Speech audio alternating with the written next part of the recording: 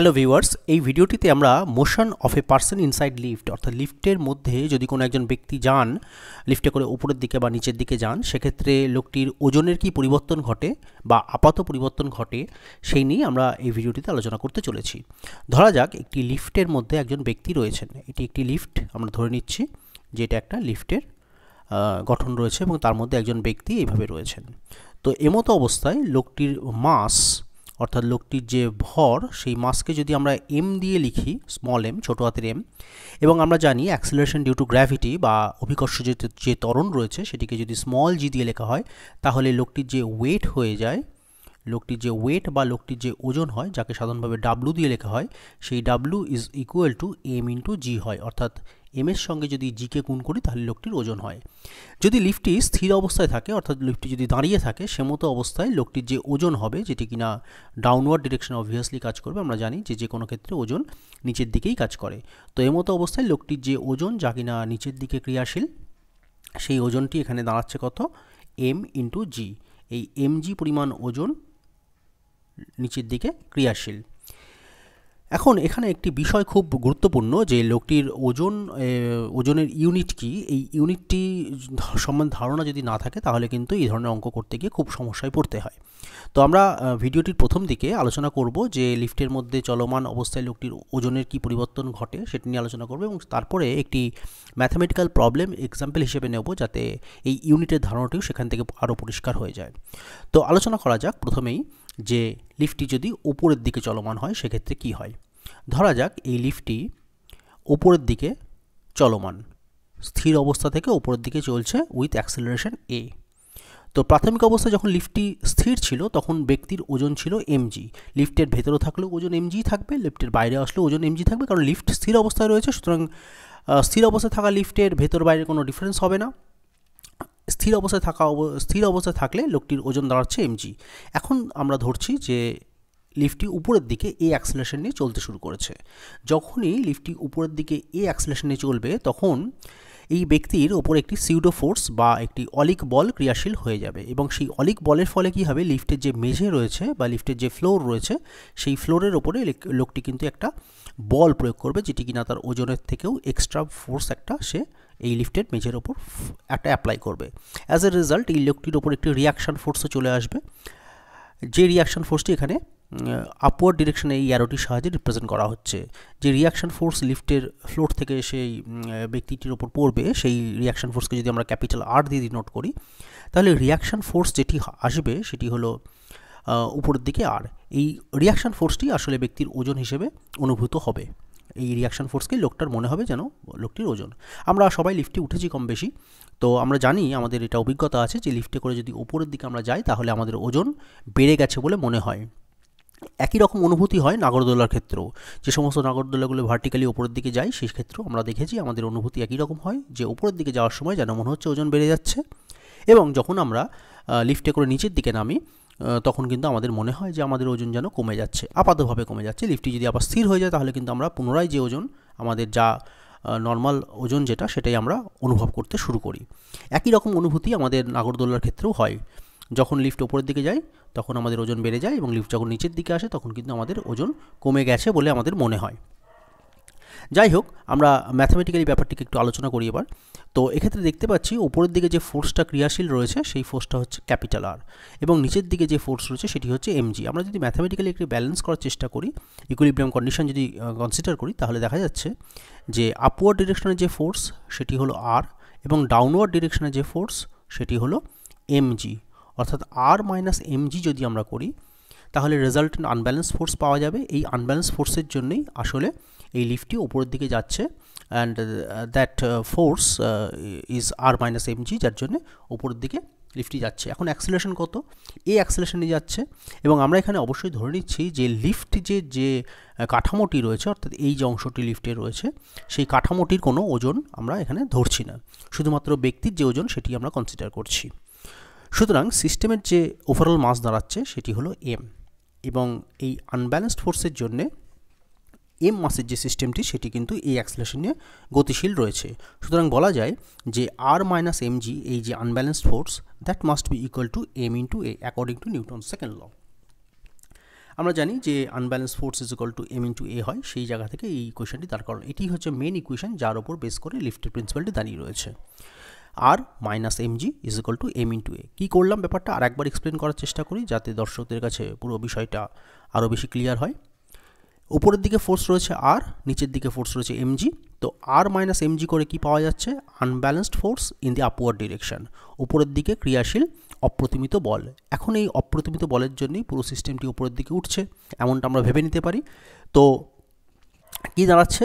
R minus M G is equal to unbalance force, সেটা is equal to mass into acceleration. So it is equal to M into A. Simple এখান থেকে আসছে কি, R is equal to M জিটা যদি ওপাশে চলে যায় তাহলে সাইনটা চেঞ্জ হয়ে যাবে, মাইনাস সাইন হয়ে যাবে প্লাস, এবং M A as it is যেমন ছিল তেমন থাকলো। সুতরাং বলা যায় কি M into G plus A. তো আমরা বিষয়টিকে খুব সহজ করে বোঝানোর জন্য এমনভাবে এক্সপ্লেন করলাম। সিউডো ফোর্সের যে ধারণা, সেই ধারণার সাহায্যে আমরা এটাকে ব্যাখ্যা না করে একটু অন্যভাবে এটাকে এক্সপ্লেন করলাম যাতে বুঝতে একটু সুবিধা হয়।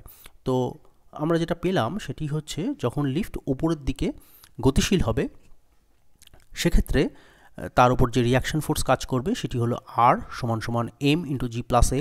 এখন দেখা যাচ্ছে সাধারণ অবস্থায় লোকটির ওজন ছিল এম জি, কিন্তু উপরের দিকে যাওয়ার ফলে তার ওজন কত হয়ে গেল? এম জির সঙ্গে একটা টার্ম যুক্ত হয়ে গেল, সেটি কত? এম ইন্টু এ টার্মটি যুক্ত হয়ে গেল। সুতরাং অবশ্যই এখান থেকে দেখা যাচ্ছে যে লোকটির ওজন বেড়ে গেছে বলে মনে হবে। এখন যদি এমনটা হয় যে লিফট উপরের দিকে না গিয়ে নিচের দিকে যাচ্ছে, সেক্ষেত্রে কী হবে সেটা এবার আলোচনা করা যাক। ধরা যাক এই লিফটটি এখন এ অ্যাক্সেলারেশন নিয়ে নিচের দিকে গতিশীল। তো সেই লিফটের মধ্যে একজন মানুষ আছে, সেই একই ব্যক্তি আছে যার মাস এম, সুতরাং স্বাভাবিকভাবেই ওজন এম জি। এখন লিফট যদি নিচের দিকে গতিশীল হয় with the same acceleration A, in that case কী হবে সেটা আমরা এবার আলোচনা করি। তো যখনই লোকটি এ অ্যাক্সেলারেশন লিফটটি যখন এই অ্যাক্সেলারেশন নিয়ে নিচের দিকে যাবে তখন কি হবে? তখন এই লোকটির ওপরে যে রিয়াকশান ফোর্সটি কাজ করবে সেটি অবভিয়াসলি এখনও সেই উপরের দিকেই কাজ করবে, এবং লোকটির ওজন সব ক্ষেত্রে নিচের দিকে ক্রিয়াশীল থাকবে, অর্থাৎ এমজিটা নিচের দিকে ক্রিয়াশীল রয়েছে এইভাবে এবং আর রয়েছে এইভাবে। তো এক্ষেত্রেও একটা সিউডো ফোর্স ক্রিয়াশীল হবে বা একটা অলিক বল ক্রিয়াশীল হবে। এখন আমরা জানি অলিক বল সবসময় ত্বরণের বিপরীত দিকে, অর্থাৎ অ্যাক্সেলারেশন যেদিকে তার বিপরীত দিকে ক্রিয়াশীল হয়। তো আমরা এইভাবে না এক্সপ্লেন করে একটু অন্যভাবে যদি এক্সপ্লেন করার চেষ্টা করি তাহলে কি দাঁড়ায়? আমরা এইভাবে ভাবতে পারি বিষয়টিকে যে আর ফোর্সটি উপরের দিকে কাজ করছে এবং এমজি ফোর্স নিচের দিকে কাজ করছে, কিন্তু সিস্টেম কোন দিকে গতিশীল? সিস্টেম নিচের দিকে গতিশীল। তাহলে আর বড় না এমজি বড় হবে সেটি আমাদের বিবেচনা করতে হবে। অবভিয়াসলি নিচের দিকে যাচ্ছে মানে নিচের দিককার ফোর্সটাই বড় হওয়া উচিত। সুতরাং বলা যায় যে এমজি মাইনাস আর এটি হলো ক্রিয়াশীল অপ্রতিমিত বল যেটি নিচের দিকে ক্রিয়াশীল। এই নিচের দিকে ক্রিয়াশীল অপ্রতিমিত বলের জন্য বা আনব্যালেন্সড ফোর্সের জন্য সিস্টেমটি, যে সিস্টেমের মাস এম, সেই সিস্টেমটি এ অ্যাক্সেলারেশন নিয়ে নিচের দিকে গতিশীল হবে। সুতরাং ইকুয়েশন আমরা কী দাঁড় করাতে পারি? M G minus R is equal to M into A. আমরা এখানে কী ধরে নিলাম যে নিচের দিকে ফোর্সটি যেহেতু বড়, সিস্টেমটা নিচের দিকে যাচ্ছে, সুতরাং নিচের দিকে ফোর্সটাই বড় হবে, সেই জন্য আমরা এম জি মাইনাস আর করলাম। আর আগের বার কী করেছিলাম? আর মাইনাস এম জি। কেন আর মাইনাস এম জি করেছিলাম? কারণ সিস্টেমটা উপরের দিকে গতিশীল, তাহলে অবভিয়াসলি উপরের দিকে ফোর্সটাই বড় হবে, তাই জন্য আগের বার করেছিলাম আর মাইনাস এম জি, আর এখানে করলাম এম জি মাইনাস আর। এখান থেকে আমাদের বের করতে হবে আর ইজ ইকুয়াল টু কত হয়। তো আমি যদি সাইড চেঞ্জ করি তাহলে আর ইজ ইকুয়াল টু দাঁড়ায় M into G minus M into এ। এখান থেকে এম কমন নিলে কত চলে আসে? এম ইন্টু জি মাইনাস এ। তাহলে আমরা এখান থেকে দেখতে পাচ্ছি কি, খুব সিম্পল ইকুয়েশন। এখান থেকে পরিষ্কার হয়ে গেছে সবার কাছে যে যখন লিফট নিচের দিকে গতিশীল তখন লোকটার সাধারণভাবে ওজন কত ছিল? এমজি, কিন্তু এখন দেখতে পাচ্ছি একটা টার্ম এম ইন্টু এ সেই এমজি থেকে বিয়োগ হয়ে যাচ্ছে, সুতরাং স্বাভাবিকভাবে লোকটার ওজন কমে গেছে বলে মনে হবে। তাই জন্যেই আমরা যখন লিফটে করে উপরে যাই তখন আমাদের মনে হয় যেন ওজন বেড়ে যাচ্ছে, এবং লিফটে করে যখন আমরা নিচে যাই তখন কিন্তু আমাদের মনে হয় ওজন যেন আমাদের কমে যাচ্ছে। তো এখান থেকে আরও কয়েকটা বিষয় অত্যন্ত গুরুত্বপূর্ণ যেটা এখানে আলোচনা করে দেওয়া দরকার। যদি এমনটা হয় যে লিফট নিচের দিকেই যাচ্ছে কিন্তু সেখানে কতগুলো কেস আছে, তো কয়েকটি কেস আমি এখানে আলোচনা করতে চাইব। এই লিফট যখন নিচের দিকে চলমান সেমতো অবস্থায় যদি এমনটা হয় যে হঠাৎ করে লিফটের যে দড়ির সাহায্যে লিফট ঝোলে, এইভাবে একটা দড়ি দিয়ে লিফটটাকে ঝোলানো থাকে, যদি হঠাৎ করে সেই দড়িটা কেটে যায় তাহলে কি হবে? লিফটটি বিনা বাধায় পড়তে শুরু করে দেবে, অর্থাৎ লিফটটি ফ্রি ফলিং হবে। যখনই লিফট ফ্রি ফলিং হবে তো আমরা যে কেসগুলো আলোচনা করছি সেগুলো এখানে লিপিবদ্ধ করি। কেস 1, প্রথম কেসটি কী করছি, ফ্রি ফলিং, যে লিফটে দড়ি কেটে গেছে, সুতরাং সেক্ষেত্রে লিফট ফ্রি ফল করছে। যখনই লিফট ফ্রি ফল করবে তখন কিন্তু তার যে ত্বরণ হবে, অর্থাৎ তার যে অ্যাক্সেলারেশন হবে, that A will be equal to G, অর্থাৎ বস্তুটি কিন্তু অভিকর্ষজ ত্বরণের সমান ত্বরণ নিয়ে নিচের দিকে নামতে শুরু করবে। সুতরাং এই যে সমীকরণটি R is equal to M into G minus A, এই সমীকরণে এর জায়গায় বসবে জি। সেক্ষেত্রে আর এর মান কত দাঁড়াবে, আর সমান সমান এম ইন্টু জি মাইনাস জি, এর মান জি বসিয়ে দেওয়া হলো, সুতরাং কত দাঁড়াচ্ছে 0। জি মাইনাস জি করলে কত হয় 0, সুতরাং আর এর মান হয়ে যাবে 0। অর্থাৎ এরকম একটা বিনা বাধায় পতনশীল লিফটের মধ্যে যে ব্যক্তি থাকবেন তিনি কিন্তু নিজেকে ওজনহীন মনে করবেন, তার কিন্তু কোনো ওয়েটের অনুভূতি থাকবে না। এরপরে চলে আসি আরেকটি অন্য কেস নিয়ে। ধরা যাক সিচুয়েশানটি একটু পরিবর্তিত হয়েছে। এখন লিফটটি বিনা বাধায় পতনশীল না হয়ে কোনো কারণে লিফটের নিচের দিকে একটা অ্যাক্সেলারেশন তৈরি হয়েছে, অর্থাৎ এই যে অ্যাক্সেলারেশন নিয়ে লোকটি নিচের দিকে নামছিল সেই অ্যাক্সেলারেশনের মান কোনো কারণে সেটি জি এর থেকে বেশি হয়ে গেছে, অর্থাৎ এ ইজ গ্রেটার দ্যান জি। যদি এই কেসটি অ্যারাইজ করে সেক্ষেত্রে কী হবে, সুতরাং দেখতেই পাচ্ছি যদি এ ইজ গ্রেটার দ্যান জি হয়ে যায় তাহলে জি মাইনাস এ যে টার্মটি এখানে এসছে দ্যাট উইল বিকাম নেগেটিভ, অর্থাৎ এর মান যদি জি এর থেকে বড় হয়ে যায় তাহলে একটা ছোট সংখ্যা থেকে বড় সংখ্যা বিয়োগ করলে স্বাভাবিকভাবে নেগেটিভই হবে। তো m into g minus a will become negative. In that case r will become negative. তো যদি এই রিয়াকশন ফোর্সটি নেগেটিভ হয়ে যায় সেক্ষেত্রে লোকটি কিন্তু আর লিফটের যে ফ্লোর রয়েছে সেই ফ্লোরের সঙ্গে সংস্পর্শে থাকতে পারবে না, সে ধীরে ধীরে লিফটের ফ্লোর থেকে উপরের দিকে উঠতে শুরু করবে। এরকম সিচুয়েশনকে আমরা বলি সুপার ওয়েটলেসনেস কন্ডিশন বা অতি ভারশূন্য অবস্থা। এমতো অবস্থায় লিফটের মধ্যে থাকা ব্যক্তি লিফটের যে ফ্লোর বা লিফটের যে মেঝে সেখান থেকে কিন্তু ধীরে ধীরে উপরের দিকে উঠতে শুরু করবে এবং একটা সময় লিফটের যে ছাদ রয়েছে সেই ছাদের সঙ্গে ব্যক্তিটির মাথা ঠেকে যাবে। এরপরে আর একটা কেস এখান থেকে আলোচনা করা যেতে পারে। যদি এমন সিচুয়েশন হয় উপরের দিকে যাওয়ার ক্ষেত্রে বা নিচের দিকে যাওয়ার ক্ষেত্রে, দুটো ক্ষেত্রেই যদি এমন একটা সিচুয়েশন অ্যারাইজ করে যে লিফট উপরের দিকে বা নিচের দিকে যেদিকেই যাক না কেন লিফটের কোনো অ্যাক্সেলারেশন নেই, অর্থাৎ লিফট সমগতিতে চলমান, এমনটা হতেও পারে। যদি এমন হয় যে লিফট সমগতিতে চলমান সেক্ষেত্রে গতি যদি কনস্ট্যান্ট হয়ে যায়, অর্থাৎ লিফটের যে ভেলোসিটি সেটি যদি কনস্ট্যান্ট হয়ে যায় তাহলে কিন্তু তার অ্যাক্সেলারেশন হয়ে যায় 0, অর্থাৎ ত্বরণহীন অবস্থায় যদি লিফটটি চলে সেটা উপরের দিকেই যাক বা নিচের দিকেই যাক, অর্থাৎ এর মান যদি 0 হয় তাহলে উভয় ক্ষেত্রেই কিন্তু আর ইজ ইকুয়াল টু হয়ে যাবে এম ইন্টু জি, অর্থাৎ সেক্ষেত্রে লোকটির ওজনের কোনো আপাত পরিবর্তন হবে না, লোকটির সাধারণ অবস্থায় যা ওজন এমজি সেটি কিন্তু সে অনুভব করবে। এরপরে এই ভিডিওটির পরবর্তী অংশে আমরা আলোচনা করব এই রিলেটেড একটি নিউমেরিক্যাল প্রবলেম নিয়ে। ধরা যাক কোনো একটি ক্ষেত্রে একজন ব্যক্তি রয়েছেন যার মাস এম ইজ ইকুয়াল টু বলে দেওয়া আছে 100 কেজি। আমরা জানি যে মাসের যে ইউনিট রয়েছে এসআই ইউনিট সেটি হলো কেজি, সুতরাং এক্ষেত্রে লোকটির মাস বলে দেওয়া আছে 100 কেজি। তো আমাদের জানতে হবে যদি কোনো ব্যক্তির মাস 100 কেজি হয় তাহলে তার ওয়েট কত হয়। ওয়েট বের করতে গেলে মাসের সঙ্গে জি দিয়ে গুণ করতে হবে। জি এর মান সাধারণভাবে 9.8 হয়, কিন্তু আমরা ক্যালকুলেশন সুবিধার্থে কখনো কখনো 10 ধরে নিয়ে কাজ করি। তো এই ক্ষেত্রে আমি 10 ধরে নিয়েই কাজ করব যাতে আমার ক্যালকুলেশনটি অনেক সহজ হয়ে যায়। যদি ক্যালকুলেটর অ্যালাউড থাকে সেক্ষেত্রে জি এর মান 9.8 ধরা যেতে পারে, বা যদি প্রশ্নে মেনশন করা দেওয়া থাকে যে জি এর মান 9.8 ধরতে বলা হচ্ছে সেক্ষেত্রে জি এর মান কিন্তু 9.8 মিটার পার সেকেন্ড স্কোয়ার ধরতে হবে। আমি পার্টিকুলার এই অঙ্কটির ক্ষেত্রে জি এর মান 10 ধরে কাজ করছি। সুতরাং এম এর ভ্যালু কত বলা আছে 100 KG multiplied by 10 metre per second square, সুতরাং ইউনিট কি দাঁড়াচ্ছে KG metre per second square. তো KG metre per second square এই যে ইউনিটটি সেটি হলো বেসিক্যালি নিউটন, সুতরাং এক্ষেত্রে ব্যক্তির ওজন দাঁড়াচ্ছে 1000 নিউটন, অর্থাৎ 100 কেজি ভরের যে লোকটি রয়েছে তার ওজন দাঁড়াচ্ছে 1000 নিউটন। এখন ওজনের আরও একটি ইউনিট প্রচলিত আছে সেটি হচ্ছে কিলোগ্রাম ফোর্স।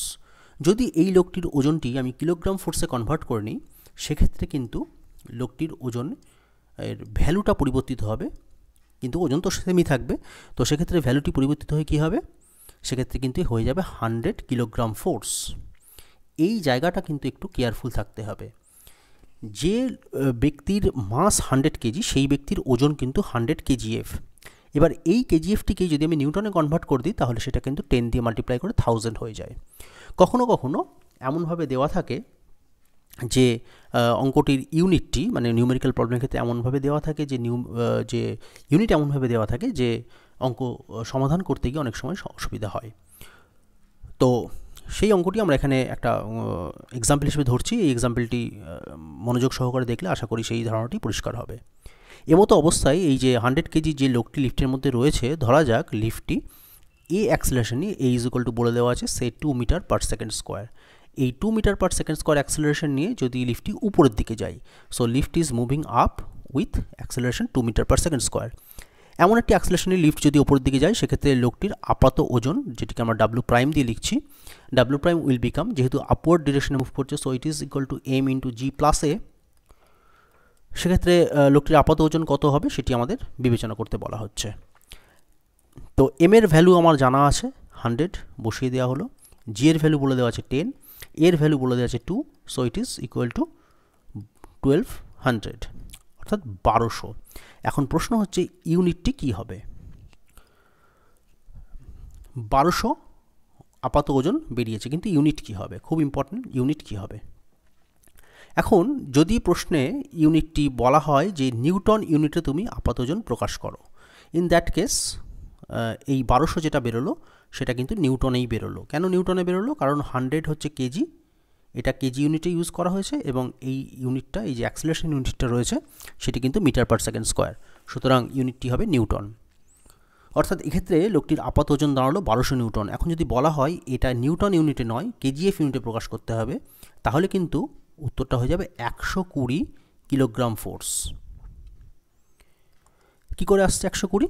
আমরা জানি নিউটনকে যদি আমরা জি দিয়ে ভাগ করে দিই, জি এর মান এখানে 10, জি দিয়ে ভাগ করে দিই তাহলে কিলোগ্রাম ফোর্সে কনভার্ট হয়ে যায়।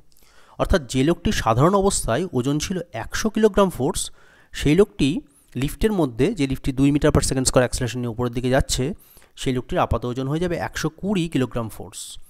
যদি আমি এইটাকে নিউটনে বলি তাহলে কি দাঁড়াবে, যে লোকটির প্রকৃত ওজন ছিল 1000 নিউটন, সেটি আপাত ওজন হয়ে যাবে 1200 নিউটন। এই হলো লিফট যদি আপওয়ার্ড ডিরেকশনে মুভ করে সেক্ষেত্রে। এখন যদি এই একই প্রবলেম কনসিডার করি আমরা, কিন্তু যদি লিফট উপরের দিকে না গিয়ে নিচের দিকে যায়, সেক্ষেত্রে কী হবে সেটি আলোচনা করা যাক। যদি একই ব্যক্তি, অর্থাৎ যে ব্যক্তির মাস রয়েছে 100 কেজি বা ওজন রয়েছে 100 কিলোগ্রাম ফোর্স, সেই ব্যক্তি যদি লিফটে করে নিচের দিকে নামেন, lift 2 metre per second square acceleration নিয়ে নিচের দিকে গতিশীল, অর্থাৎ এর মান করতে কত বলে দেওয়া আছে, it is 2 metre per second square and the lift is moving down, এমনটা বলে দেওয়া আছে। তো সেক্ষেত্রে আপাত ওজনের ফর্মুলা কী হবে, W prime is equal to M into G minus A. তো এম এর ভ্যালু বলে দেওয়া আছে 100, জি এর মান 10, এর value 2, so it is equal two 100 multiplied by 8, so it is 800, so 800 Newton. একই রকমভাবে যদি আমরা এটাকে কিলোগ্রাম ফোর্সে কনভার্ট করি, so it will be 80 kilogram force. অর্থাৎ কি দাঁড়ালো অঙ্কটায়, যদি লিফটটি নিচের দিকে গতিশীল হয় তাহলে যে লোকটির সাধারণ অবস্থায় ওজন 100 কিলোগ্রাম ফোর্স, সেই ওজনটি হয়ে যাবে আপাতভাবে মনে হবে কত, 80 কিলোগ্রাম ফোর্সের সাথে সমান। বা যে লোকটি সাধারণভাবে বা স্থির অবস্থায় যে লোকটির ওজন 1000 নিউটন, সেই লোকটির ওজন লিফটের মধ্যে মনে হবে 800 নিউটন। সুতরাং দেখা যাচ্ছে যে লিফট উপরের দিকে গেলে ওজন বেড়ে যাচ্ছে বলে মনে হয়, এবং লিফট নিচের দিকে গেলে ওজন কমে যাচ্ছে বলে মনে হয়। আশা করি লিফটের ধারণাটি দর্শকদের কাছে আমি স্পষ্ট করতে পেরেছি। যদি এরপরও কোনো ডাউট থাকে তাহলে অবশ্যই তারা কমেন্ট সেকশনে কমেন্ট করতে পারে। ধন্যবাদ।